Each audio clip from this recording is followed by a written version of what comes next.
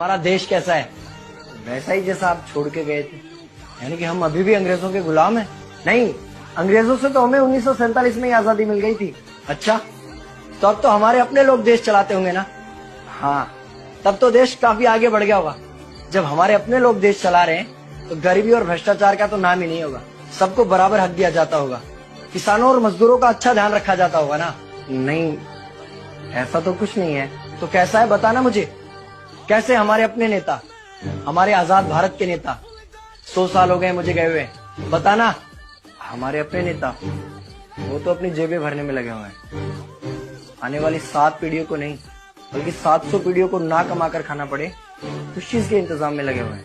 तो तुम लोग क्या कर रहे हो और हमारे देश का युवा क्या कर रहा है? हम लोग तो इंस्टाग्राम पर रील्स देखने में बिजी हैं। यानी कि हमारी कुर्बानी का देश के लोगों पर कोई असर नहीं पड़ा। देश के लोगों में कोई देशभक्ति नहीं, कोई देश प्रेम नहीं। नहीं, ऐसा नहीं है। आपके लिए और देश के लिए बहुत प्रेम है भारत के लोगों के दिलों में। हर 15 अगस्त और 26 जनवरी को तिरंगा फहराते हैं, पूरे जोश के साथ भारत माता की जय बोलते हैं और आपकी डीपी भी लगाते हैं। और भारत और पाकिस्तान के क्रिकेट मैच के दौरान तो हमारी देशभक्ति पीक पर होती है। तुम इसे देशभक्ति समझते हो? तो फिर क्या है देशभक्ति? अगर तुम्हारी देशभक्ति समाज को सुधारने में, गरीबों को अच्छी शिक्षा या बराबर का हक नहीं दिलाती तो कोई काम की नहीं है तुम्हारी देशभक्ति। भ्रष्ट नेताओं और सरकार के खिलाफ आवाज उठाओ, लोगों को एकजुट करो। लेकिन अगर हमने सरकार के खिलाफ आवाज उठाई या नेताओं से सवाल पूछे तो हमें एंटी नेशनलिस्ट कहा जाएगा या हमें गद्दार करार दे दिया जाएगा। तो डरता है। 23 साल का था मैं जब अंग्रेजों ने मुझे फांसी पर चढ़ा दिया। मुझे तो आतंकवादी कहा गया था।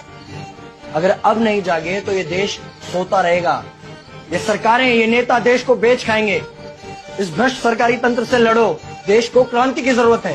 क्रांति यानी कि हमें हथियार उठाने होंगे, बंदूकें उठानी होंगी जैसे आपने उठाई थी। नहीं, हमारी क्रांति विचारों की थी। जब अंग्रेजी हुकूमत ने हमारी आवाज नहीं सुनी तो हमने और जोर से आवाज लगाई और अपने विचार रखे। और क्रांति केवल सत्ता को बदलने तक सीमित नहीं है, बल्कि इस भ्रष्ट अन्यायी तंत्र को जड़ से उखाड़ कर फेंकना है। पर ये होगा कैसे? अपने आसपास से शुरुआत करो। जो भी तुम्हें भ्रष्ट नजर आए उसके खिलाफ आवाज उठाओ, एक्शन लो। तुम्हारे टैक्स का पैसा नेताओं की जेब में जा रहा है, हिसाब मांगो। अपने वोट का सही इस्तेमाल करो, लोगों को जागरूक करो और इस देश को आजाद करवाओ। इंकलाब जिंदाबाद, इंकलाब जिंदाबाद।